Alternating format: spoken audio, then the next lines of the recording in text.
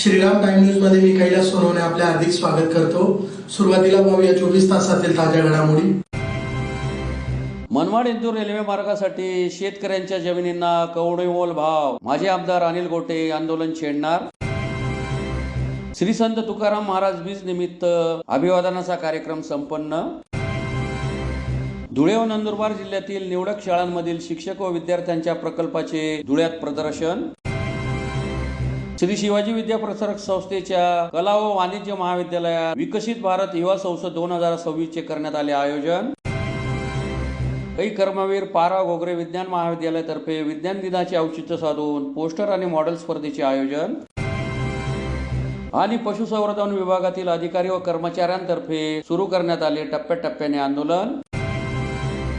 आता बातमीपत्र विस्ताराने। मनमाड इंदूर रेल्वे मार्गाला आमचा विरोध नाही, परंतु पुढाऱ्यांच्या नातलगांच्या जमिनींना कोट्यावधीचा भाव, मात्र त्याच जमिनी लगत असलेल्या शेतकऱ्यांच्या जमिनींना कवडीमोल भाव या विरोधात शेतकरी संघटनेसारखा संघर्ष करीत आंदोलन छेडण्याचा इशारा माजी आमदार अनिल गोटे यांनी पत्रकार परिषदेतून दिला आहे। मनमाड इंदूर रेल्वे मार्गाला आमचा विरोध नाही, परंतु पुढाऱ्यांच्या नातलगांच्या जमिनींना कोट्यावधीचा भाव, मात्र त्याच जमिनी लगत असलेल्या शेतकऱ्यांच्या जमिनींना कवडीमोल भाव या विरोधात शेतकरी संघटनेसारखा संघर्ष करीत आंदोलन छेडण्याचा इशारा माजी आमदार अनिल गोटे यांनी पत्रकार परिषद घेऊन दिला आहे। गोटे यांनी सांगितले की रेल्वे मार्गाचे श्रेय घेण्याकरता पुढाऱ्यांमध्ये स्पर्धा लागली होती, परंतु आज रेल्वे मार्गाखाली जाणाऱ्या शेतकऱ्यांच्या जमिनींना योग्य मोबदला मिळाला पाहिजे, यासाठी आमदार, खासदार, मंत्री तोंड उघडायला तयार नाही। आमचे सरकार शेतकऱ्यांचे आणि गरिबांचे आहे असे एका बाजूला गोड गोड बोलायचे आणि दुसऱ्या बाजूला मात्र शेतकऱ्यांना जीवनातून उद्ध्वस्त करून लावायचे, अशी या सरकारची नीती दिवसागणिक उघडी पडत चालली आहे। धुळ्यातील व्यापारी गिंदुडे आणि जितेंद्र शाह यांच्या जमिनींना 58,000 रुपये चौरस मीटर भाव दिला, तर शेतकऱ्यांच्या जमिनीला 46 रुपये चौरस मीटर इतका क्षुल्लक दर जाहीर केला आहे। आज मी तिला ज्या व्यापाऱ्यांच्या जमिनींना 58,000 रुपये चौरस मीटर भाव दिला,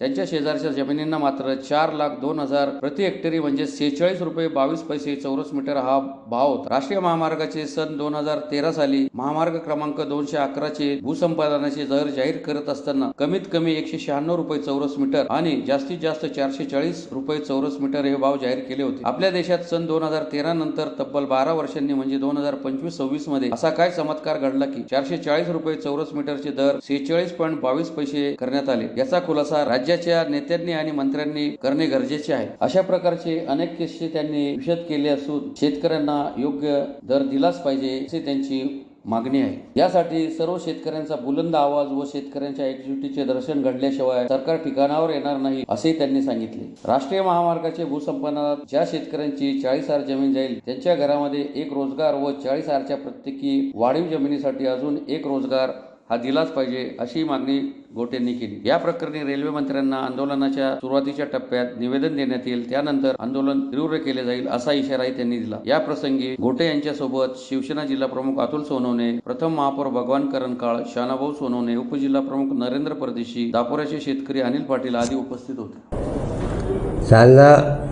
एका आंब्याच्या झाडाला 48,000 रुपये दिले आणि शेतकऱ्याच्या झाडाला मात्र 500 रुपये, त्यांच्या लिंबाच्या झाडाला 6,000 रुपये, शेतकऱ्याच्या झाडाला 400 रुपये। हा जो शेतकऱ्यांमध्ये भांडणं लावण्याचा कार्यक्रम सरकारने हाती घेतला आहे तो ताबडतोब बंद झाला पाहिजे। आणि आमची काही मागणी नाही, आम्ही रेल्वे मार्गाला आनंदाने जमिनी देऊ, पण तुम्ही राष्ट्रीय महामार्गाचा एक भाव आणि रेल्वेचा दुसरा भाव करता हे काही संयुक्तिक नाही। फरक झालं माझ्या शेतात असली काय आणि तुमच्या शेतात असली काय। सीताफळाच्या झाडाला सीताफळ असेल, काय रामफळ येणार नाही। मग तुमचे भाव ठरवताना वेगळा दर आणि आमचे भाव ठरवताना वेगळा दर, ही तफावत दूर झाली पाहिजे। मागणी पहिली, राष्ट्रीय महामार्गाला जो दर देता तोच रेल्वेला द्या आणि ज्या शेतकऱ्याची 40 आर 1 एकर पर्यंत जमीन जाईल त्या शेतकऱ्याच्या घरामध्ये एक नोकरी द्या। 40 आरपेक्षा जास्त झाली जमीन जर गेली तर त्याला अजून एक नोकरी घरामध्ये किमान 2 रोजगार मिळाले पाहिजे आणि जे शेतकरी भूमिहीन होणार आहेत त्यांना नुकसान भरपाई द्या आणि त्याच्यामध्ये तेवढी जमीन द्या. श्री संत तुकाराम महाराज बीज निमित्त श्री संत तुकाराम बीज दिन गौरव समितीतर्फे शहरातील गुरुशिष्य स्मारक येथे मान्यवरांच्या हस्ते तुकाराम महाराजांच्या प्रतिमेला पुष्पहार अर्पण करून अभिवादन करण्यात आले. श्री संत तुकाराम महाराज यांच्या बीज दिनानिमित्त संत श्रेष्ठ तुकाराम महाराज बीज दिन गौरव समितीच्या वतीने शहरातील गुरुशिष्य स्मारक येथे मान्यवरांच्या हस्ते तुकाराम महाराजांच्या पुतळ्याला पुष्पहार अर्पण करून अभिवादनाचा कार्यक्रम संपन्न झाला. यावेळी माजी खासदार डॉक्टर सुभाष भामरे तसेच महापौर मायादेवी परदेशी यांच्या हस्ते संत तुकाराम महाराजांच्या प्रतिमेस पुष्पहार अर्पण करून पूजन करण्यात आले. कार्यक्रमात उपस्थित मान्यवरांनी संत तुकाराम महाराजांच्या विचारांचे स्मरण करत समाजाने त्यांच्या अभंगातून दिलेला संदेश आचरणात आणावा असे प्रतिपादन केले. या प्रसंगी अल्फा अग्रवाल, उपमहापौर ज्योत्स्ना पाटील, समितीचे अध्यक्ष गजेंद्र अंपळकर, शरद बिरारी, ज्ञानेश्वर पाटील, भालचंद्र मोरे, कमलाकर पाटील, गजानन मोरे, हिरामन पाटील, प्रफुल्ल पाटील, अर्जुन पाटील, नाना कदम, आबा कदम, सुधीर मोरे, गोरख पाटील यांच्यासह ज्येष्ठ नागरिक संघाचे पदाधिकारी मोठ्या संख्येने उपस्थित होते. श्री संत तुकाराम महाराज बीज निमित्त मंत्रिमंडळाचा कार्यक्रम व निर्वाणीचा अभंग घेऊन आम्ही इथे सांगता केली. तुकाराम महाराज बीजसाठी सर्वच मान्यवर मंडळी इथं उपस्थित होती.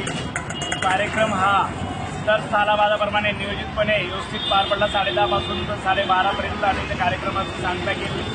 कार्यक्रम हा सर्व समाज बांधवांचा व बहुजन समाजाच्या माध्यमातून पार पडला. श्रेष्ठ तुकाराम बीज, जगद्गुरू तुकाराम बीज या निमित्ताने हा कार्यक्रम दरवर्षी आम्ही घेतो आणि हा कार्यक्रम आम्ही सर्वच पुढारी जे काही सह्य आहेत, बाबासाहेब भामरे असतील, राजू बाबा असतील, तुमचे महापौर होते, उपमहापौर होते, हे सर्व मंडळी येऊन, नगरसेवक मंडळी होती, सर्व मंडळी येऊन इथं कार्यक्रमाचे नियोजन केलं व सांगता केली आम्ही 12:45 मिनिटांनी.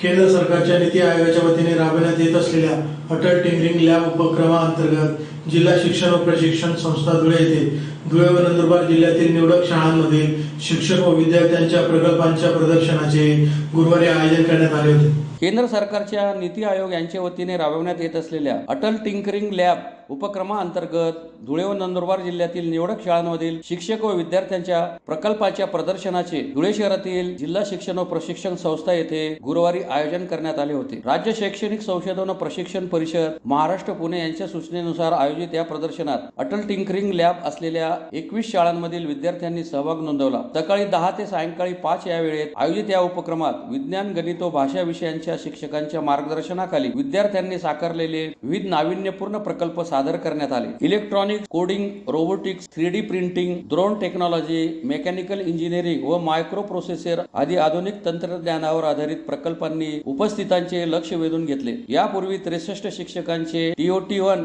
व TOT6 असे 6 प्रशिक्षण टप्पे पूर्ण झाले असून त्यातून मिळालेल्या ज्ञानाचा प्रभाव विद्यार्थ्यांच्या सादरीकरणातून स्पष्टपणे दिसून आला. यावेळी जिल्हा परिषदेचे मुख्य कार्यकारी अधिकारी अजित शेख, डॉक्टर जयश्री पाटील, शिक्षण विभागाचे अधिकारी सागर वैष्णव, प्रकाश पाटील आदी मान्यवर उपस्थित होते. उपस्थित मान्यवरांनी विद्यार्थ्यांच्या कल्पकतेचे कौतुक करून भविष्यातील वैज्ञानिक दृष्टिकोन विकसित करण्यासाठी अशा उपक्रमांचे महत्त्व अधोरेखित केले. जिल्हा शिक्षण व प्रशिक्षण संस्थेमार्फत अटल टिंकरिंग लॅब असलेल्या शाळांमध्ये शिक्षक आणि विद्यार्थी निर्मित प्रकल्प प्रदर्शन आयोजन करण्यात आलेलं आहे. दिनांक 5 मार्च 2026 रोजी 10 ते 5 या कालावधीमध्ये सदर प्रदर्शनाचे आयोजन हे संस्थेमार्फत जिल्हा शिक्षण व प्रशिक्षण संस्था यामार्फत करण्यात आलेलं आहे. केंद्र सरकारच्या नीती आयोगाच्या वतीने संपूर्ण देशभरामध्ये निवडक अशा शाळांमध्ये अटल टिंकरिंग लॅबसाठी निवड करण्यात आलेली होती.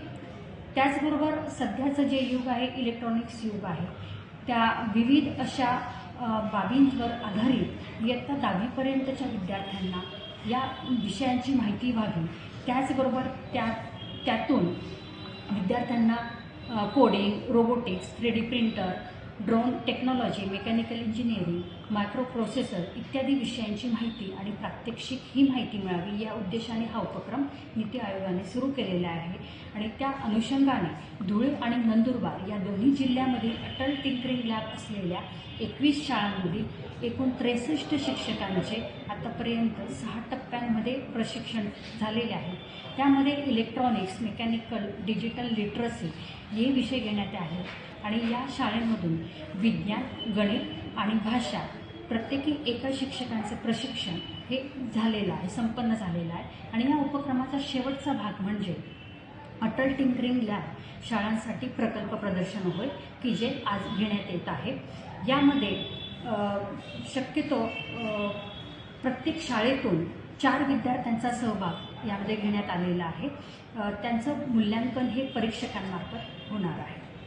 श्री शिवाजी विद्या प्रसारक संस्थेच्या भाऊसाहेब एन.एस. पाटील कला व MFMA वाणिज्य महाविद्यालय धुळे येथे गुरुवारी विकसित भारत युवा संसद 2026 चे आयोजन करण्यात आले होते. धुळे येथील श्री शिवाजी विद्या प्रसारक संस्थेच्या भाऊसाहेब एन.एस. पाटील कला व MFMA वाणिज्य महाविद्यालय येथे गुरुवारी विकसित भारत युवा संसद 2026 चे आयोजन करण्यात आले होते. कार्यक्रमाच्या अध्यक्षस्थानी संस्थेचे उपाध्यक्ष डॉक्टर संजय पाटील हे उपस्थित होते. उपस्थित प्रमुख अतिथींच्या हस्ते छत्रपती शिवाजी महाराजांच्या प्रतिमेचे पूजन करून कार्यक्रमास सुरुवात करण्यात आली. विकसित भारत युवा संसद हे राष्ट्रीय युवा संसद महोत्सवाचे सुधारित रूप आहे. हे व्यासपीठ युवकांना विकसित भारत ॲट 2047 च्या विजनवर चर्चा करण्यासाठी, नेतृत्व कौशल्य विकसित करण्यासाठी आणि राष्ट्रीय मुद्द्यांवर विचारमंथन करण्यासाठी प्रोत्साहित करते. विकसित भारत ॲट 2047 च्या संकल्पनेला मूर्त रूप देण्यासाठी तरुण आवाजांना व्यासपीठ देणे या मागचा मुख्य उद्देश आहे. या कार्यक्रमात आणीबाणीची 50 वर्ष भारतीय लोकशाहीसाठी धडा या विषयावर चर्चा करण्यात आली. या प्रसंगी संस्थेचे उपाध्यक्ष डॉक्टर संजय पाटील, प्राचार्य डॉक्टर रवींद्र वाघ, जिल्हा युवा अधिकारी अशोक कुमार मेघवाल, जिल्हा रासयो संचालक डॉक्टर विलास चव्हाण, राजकीय विश्लेषक डॉक्टर संभाजी पाटील, जिल्हा समन्वयक डॉक्टर निलेश पाटील, श्री शिवाजी विद्या प्रसारक संस्थेचे उपाध्यक्ष प्रफुल्ल सिसोदे, जवाहर शिक्षण प्रसारक संस्थेचे अध्यक्ष भगवान गर्दे, नगरसेविका संध्या कांबळे, प्राजक्ता माळी यांच्यासह doctor Sanjay Godse, doctor Naresh Bagal, doctor Pramod Patil, doctor Suresh आगळे, डॉक्टर क्रांती पाटील, डॉक्टर प्रशांत बदाने, डॉक्टर जितेंद्र तलवारे आदी उपस्थित होते. अब्दुल अली वाणिज्य, नासा पाटील साहित्य कॉलेजच्या विद्यमाने भारत युवा संसद 2026 माध्यमातून जिल्हास्तरीय युवा संसदेचं उद्घाटन झालं असं जाहीर करतो. कार्यक्रमाला आपले अध्यक्ष आमचे सन्मित्र युवा शिक्षण संस्थेचे अध्यक्ष भगवान गर्दे, आम्हाला नाही कळत आमची साठी आम्ही 60+ हे आम्हाला नाही माहिती वाटली जाते यांची, पण जे 3-4 सरकार उद्भवलीत जगाच्या इतिहासाचा राजकारणाचा विचार केला तर जैनजी काय करू शकत नाही. त्या जैनजी संदर्भात युवा संसदेच्या माध्यमातून या ठिकाणी मांडता येईल मला नाही माहिती. पण ही इलेक्ट्रॉनिक मीडियाची पिढी आहे आणि इलेक्ट्रॉनिक मीडियाची पिढी आम्हाला वाटतं की आमच्या पिढीपेक्षा नक्कीच 10 पावलं पुढे आहे. त्याच्यामुळे आपल्याला जो विषय दिलेला आहे, आता चव्हाण सरांचे विचार तुम्हाला विषय काही कळाला नाही म्हटलं. आणीबाणीची 50 वर्ष, आणीबाणीची 50 वर्ष नाही कळालं मला.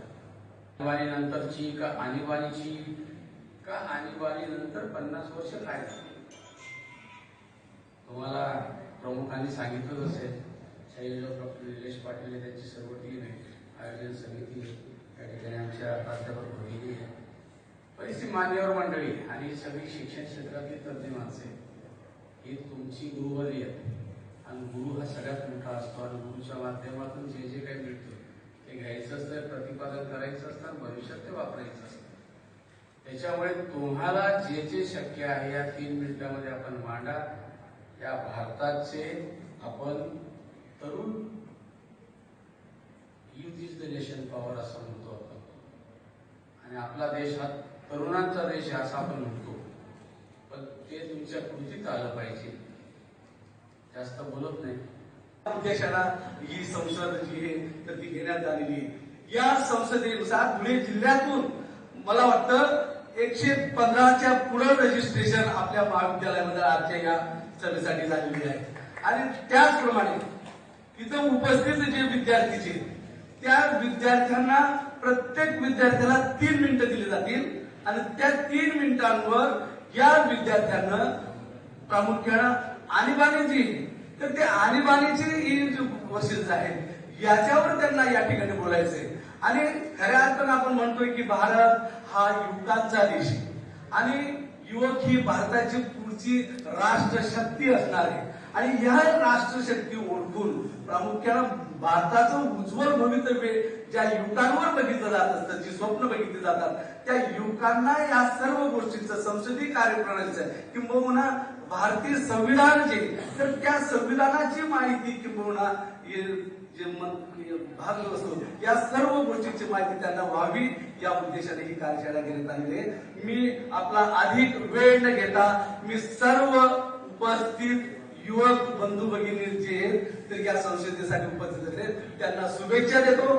श्री शिवाजी विद्या प्रसारक संस्थेच्या कै कर्मवीर पारा गोगरे विज्ञान महाविद्यालयातर्फे विज्ञान दिनाचे औचित्य साधून पोस्टर आणि मॉडेल स्पर्धेचे रविवारी आयोजन करण्यात आले होते. शिवाजी विद्या प्रसारक संस्थेच्या कै कर्मवीर पारा गोगरे विज्ञान महाविद्यालयातर्फे विज्ञान दिनाचे औचित्य साधून पोस्टर आणि मॉडेल स्पर्धेचे रविवारी आयोजन करण्यात आले होते. कार्यक्रमाच्या अध्यक्षस्थानी संस्थेचे उपाध्यक्ष डॉक्टर संजय पाटील हे उपस्थित होते. उपस्थित मान्यवरांच्या हस्ते दीप प्रज्वलन करून कार्यक्रमाचे उद्घाटन करण्यात आले. कार्यक्रमाचे प्रास्ताविक डॉक्टर एम यू पाटील यांनी केले. त्यांनी वैज्ञानिक स्पर्धांद्वारे विद्यार्थ्यांमधील सृजनशीलतेला प्रोत्साहन देत वैज्ञानिक दृष्टिकोन जोपासण्याचे आवाहन केले. कार्यक्रमाचे प्रमुख अतिथी डॉक्टर डी.ए. पाटील यांनी राष्ट्रीय विज्ञान दिनानिमित्त रामन इफेक्टच्या ऐतिहासिक शोधाचे महत्त्व विशद करत सी.व्ही. रामन यांच्या योगदानाबद्दल माहिती दिली. अहवाल वाचन डॉक्टर डी.ए. ढाले यांनी केले. या प्रसंगी संस्थेचे उपाध्यक्ष doctor Sanjay Patil, doctor DA. Patil, government agricultural college Dhule येथे कार्यरत doctor Jitendra Suryavanshi, NIMS global university Dhule येथे कार्यरत डॉक्टर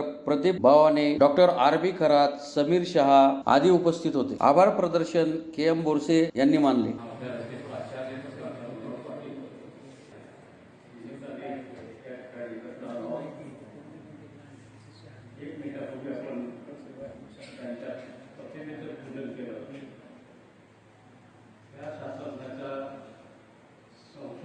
सुरुवात कशी झाली ही माहिती करून घेतला पाहिजे. सुरुवातीला कुठल्यातरी विभागात नोकरीला होते व सुद्धा प्रवास जात असताना त्यांना काही गोष्टी सुचल्या आणि त्याच्यात नंतर तो विषय त्यांनी संशोधनासाठी निवडला. तो विषय फार साधा आहे. आकाशाकडे बघितलं तर निळं दिसतं, समुद्राकडे बघितलं तर निळं दिसतं. असं काय होतं? आकाशात कुठे गेलं तर त्या ठिकाणी गेल्यावर ते निळं दिसत नाही. पाणी समुद्रातून बाहेर पडून बघितलं तर ते निळं दिसत नाही. असं का होतं? म्हणजे आपल्याला जे भावतं आजूबाजूच्या परिसरात तेथून संशोधनाचा विषय सुरू होतो. स्वतंत्रपणे मला टॉपिक द्या आजकालचा जो ट्रेंड आहे तो त्यावेळी नव्हता आणि सर्व जग जे आहे ना ते सगळ्या वेगवेगळ्या समस्यांनी लादलेलं आहे. आपण जर चौकस कृतीने बघितलं तर संशोधनाचे विषय आपोआप सुचत असतात. या डॉक्टर श्री रमन यांच्या कार्यातून आपल्याला शिकायला मिळतं. मित्र, आपण विज्ञान शाखेत शिकता. विज्ञानाची काय विषय आहे हे लक्षात घेणं आवश्यक आहे. आम्ही महाविद्यालयामध्ये कोणी मनुष्यशास्त्र शिकवतो, कोणी पदार्थ विज्ञान शिकवतो, कोणी जिओलॉजी शिकवतो. हे जे सिलेबस ओरिएंटेड शिकवणं चालू आहे सर्वसाधारणपणे 16व्या शतकानंतर विज्ञानामध्ये जी प्रगती झाली त्याच्यावर आधारित आम्ही शिक्षण घेत असतो किंवा शिकत असतो. आपण विज्ञान दिन म्हणून साजरा करत असतो. परंतु वेगवेगळे कार्यक्रम आणि 12वीच्या परीक्षा असल्या कारणाने आपण 28 तारखेला हा कार्यक्रम आपण प्रयोजन जे होतं ते आपण करू शकलो नाही आणि त्यामुळे आपण आजची ही तारीख आपण निश्चित केलेली आहे. कारण 12वीच्या पेपरांना डिस्टर्बन्स नको आणि विद्यार्थ्यांचा ग्राउंडमध्ये वावर बंद केलेला असल्या कारणाने आपण 5 तारखेला हा विज्ञान दिन साजरा करत आहोत. या विज्ञान दिनामध्ये आपण दरवर्षी विद्यार्थ्यांना वेगवेगळ्या प्रकारे पोस्टर्स असतील, प्रेझेंटेशन्स असतील किंवा वेगवेगळ्या प्रकारची मॉडेल्स असतील आपल्या कलागुणांना वाव देण्यासाठी व आपल्या जी काही शैक्षणिक किंवा आपली सायंटिफिक जी काही विचारसरणी आहे किंवा जे विज्ञानाविषयी आपल्याला जी काही माहिती आहे त्याच्यावर वेगवेगळे नवीन प्रयोग व आपल्याला जी क्युरिओसिटी असते त्यावर असणारे वेगवेगळे प्रयोग करायला आपल्याला संधी व प्लॅटफॉर्म मिळावं यासाठी आपण हे आपल्याला विद्यार्थ्यांना संधी दिलेली असते. आणि याच्यामध्ये जवळपास आज 88 पोस्टर्स आपल्या विद्यार्थ्यांनी याच्यात सहभागी झालेले. आपण प्रत्येक गटातून UG आणि PG आणि ज्युनियर कॉलेज गटातून वेगवेगळ्या गटातून आपण पोस्टर्स आणि मॉडेल्सला आपण बक्षिस या ठिकाणी देत असतो आणि सर्व पार्टिसिपंट्सला आपण प्रमाणपत्रही देत असतो. तर यामध्ये अंडर ग्रॅज्युएट आणि पोस्ट ग्रॅज्युएटचे पोस्टर्स आलेले आहेत आणि जवळपास 26 काहीतरी मॉडेल्स त्याच्यामध्ये विद्यार्थ्यांनी सहभाग घेतलेला आहे. दरवर्षी विद्यार्थ्यांचा उत्साह हा चांगला असतो. आपण आपल्या महाविद्यालयीन स्तरावर हे विज्ञान प्रदर्शन किंवा पोस्टर प्रेझेंटेशन असेल किंवा मॉडेल प्रेझेंटेशन असेल हे दरवर्षी साजरे करत असतो. तुम्हा सर्वांना मी या कार्यक्रमानिमित्त शुभेच्छा देतो. आपण एकमेकांशी इंटरॅक्ट करा आणि एकमेकांशी आपण केलेल्या कार्याचे वेगवेगळ्या विद्यार्थ्यांनी केलेले पोस्टर्स पण आपण बघा. वेगवेगळे काय काम वेगळ्या विद्यार्थ्यांनी केलेलं आहे याच्यामध्ये आपण स्वतः इंटरेस्ट घेऊन इंटरॅक्ट झाला तर आपल्याला कळेल की काय विद्यार्थी कुठपर्यंत आपलं काम करतात. आणि रिसर्चमध्ये आपल्याला जर पुढे उतरायचं असेल रिसर्चच्या माध्यमातून याचा निश्चित आपल्याला फायदा होईल.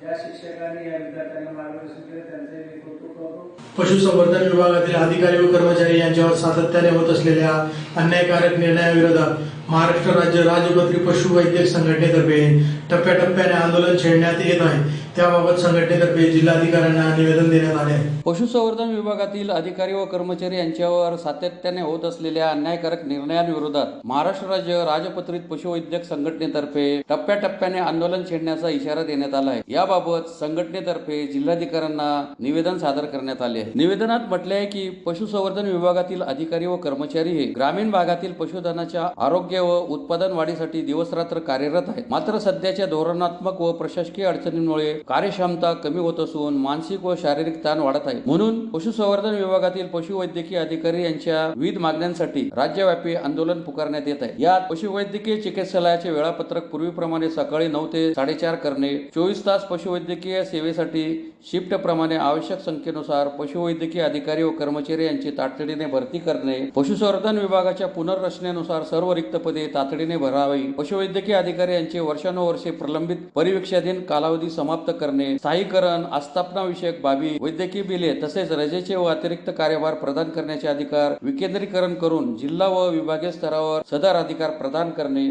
आदी मागण्यांचा यात समावेश आहे. यासाठी राज्यव्यापी आंदोलन छेडण्यात आले असून दिनांक 2/3/2026 रोजी अधिकृत व्हॉट्सअप ॲप मधून बाहेर पडणे, वैयक्तिक मोबाईल इंटरनेटचा शासकीय कामासाठी वापर बंद करणे, दिनांक 4/3/2026 रोजी काळ्या फिती लावून काम करणे, दिनांक 5/3/2026 सामूहिक रजा आंदोलन, जिल्हाधिकारी कार्यालयात एकत्रित जमून निवेदन सादर करणे, दिनांक 6/3/2026 शासकीय अहवाल रिपोर्टिंग बंद करणे अशा प्रकारे आंदोलन छेडण्यात आले आहे. याबाबत जिल्हाधिकाऱ्यांना निवेदन देण्यात आले आहे. या प्रसंगी अध्यक्ष प्रशांत निकम, सचिव मंगेश हेमाडे, उपाध्यक्ष हेमंत महाले, डॉक्टर विशाल पवार, डॉक्टर उमेश बारीक, डॉक्टर भूषण वाकडे आदी उपस्थित होते.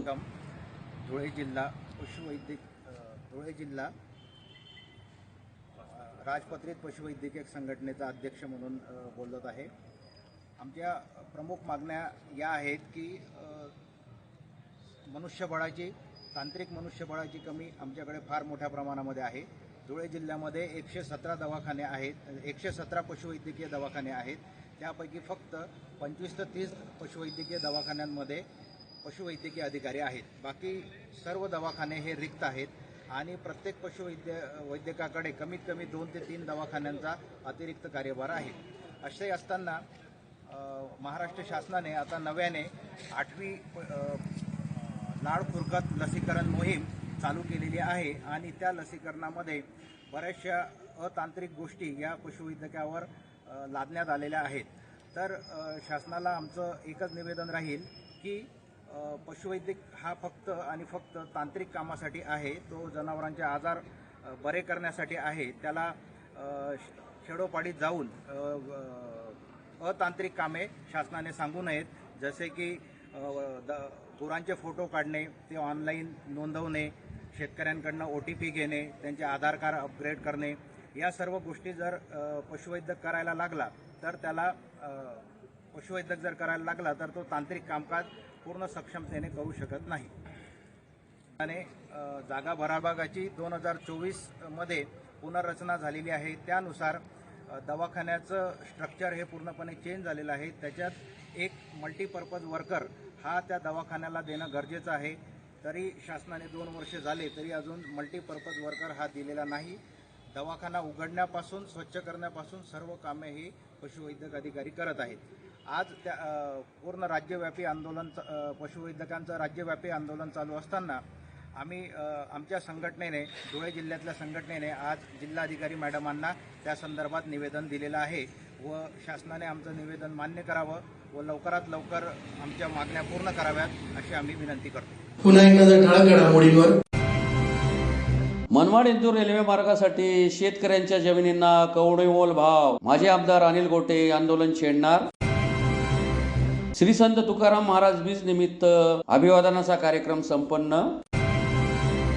धुळे व नंदुरबार जिल्ह्यातील निवडक शाळांमधील शिक्षक व विद्यार्थ्यांच्या प्रकल्पाचे धुळ्यात प्रदर्शन. श्री शिवाजी विद्या प्रसारक संस्थेच्या कला व वाणिज्य महाविद्यालयात विकसित भारत युवा संसद 2026 चे करण्यात आले आयोजन. काही कर्मवीर पारा गोगरे विज्ञान महाविद्यालयातर्फे विज्ञान दिनाचे औचित्य साधून पोस्टर आणि मॉडेल स्पर्धेचे आयोजन. आणि पशुसंवर्धन विभागातील अधिकारी व कर्मचाऱ्यांतर्फे सुरू करण्यात आले टप्प्याटप्प्याने आंदोलन. याचबरोबर श्रीराम टाइम न्यूजच्या बातम्या संपले.